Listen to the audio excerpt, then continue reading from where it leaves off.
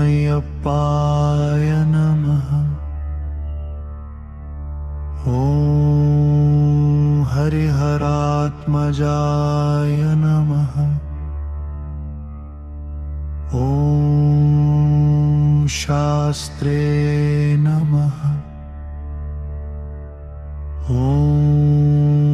सबरीनाथाय नमः। मणिकंठाय नमः। महावीराय नमः। महायोगिने नमः। महाज्ञानाय नमः। महाबलाय नमः। महाशक्तये नमः। लोकरक्षकाय नमः। धर्मशास्त्रे नमः।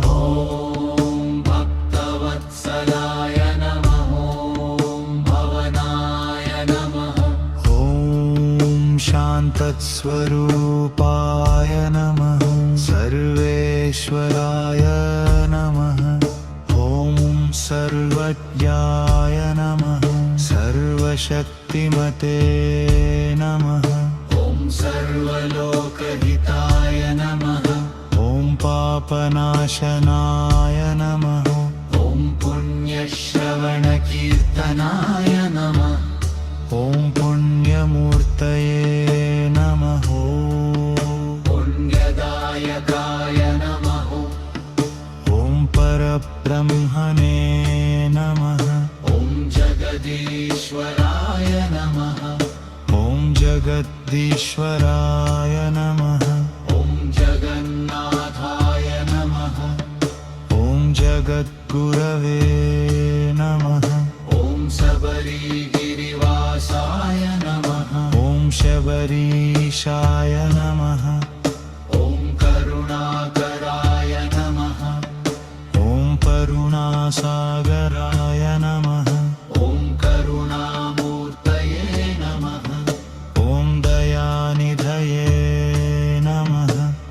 दयावन्ताय नमः।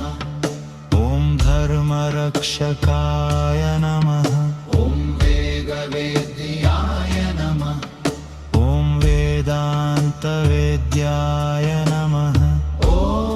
योगेश्वराय नमः। योगनिधये नमः। तपस्विने नमः। तपोनिधये नमः। ब्रह्मचारिणे नमः। ब्रह्मचार्यप्रियाय नमः। ब्रह्मज्ञानप्रदायकाय नमः। शिवविष्णुसुताय नमः। शिवकेशवसम्भवाय नमः। हरिशङ्करपुत्राय नमः। हरिहरसुताय नमः। हरिहरानन्दाय नमः। देवादिदेवाय नमः। महादेवाय नमः। देवेन्द्रपूजिताय नमः। मुनिसेविताय नमः। सिद्धसेविताय नमः। साधुसंरक्षकाय नमः। असुरनाशकाय नमः। महिषीमर्दनाय नमः। महिषासुरसंहारकाय नमः। शत्रुनाशनाय नमः। शौर्याय नमः। शौर्यवन्ताय नमः। विजयाय नमः। जयशीलाय नमः।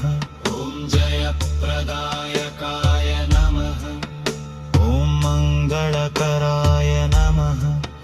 मङ्गलमूर्तये नमः। मङ्गलप्रदायकाय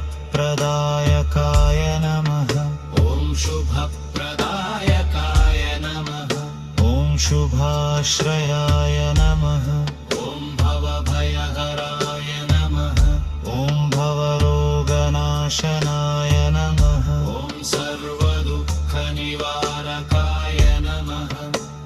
सर्वक्लेशनाशनाय नमः सर्वाभीष्टप्रदायकाय नमः ॐ सर्वसम्पत्प्रदायकाय नमः सर्वमङ्गलदायकाय नमः ॐ सर्वसिद्धिप्रदायकाय नमः सर्वविद्याप्रदायकाय नमः ॐ सर्वशुभप्रदायकाय नमः सर्वशान्तिप्रदायकाय नमः ॐ सर्वरक्षकाय नमः ॐ सर्वपालकाय नमः ॐ सर्वसाक्षिणे नमः ॐ सर्वान्तर्यामिने नमः ॐ सर्वभूतहृदयस्थाय नमः ॐ सर्वलोकहिताय नमः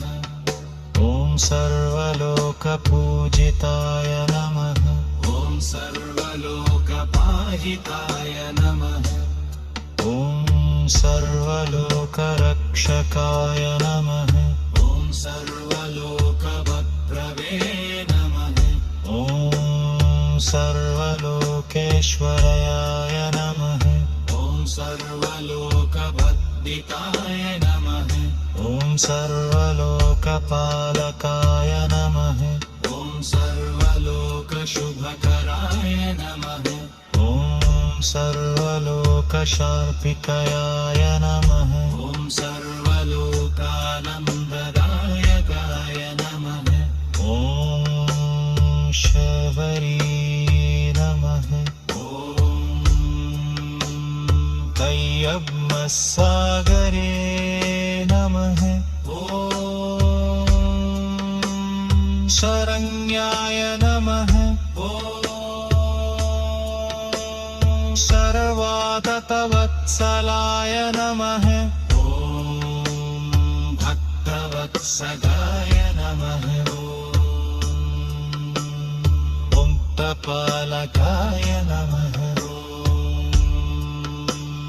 भक्त्याय नमः ॐ श्री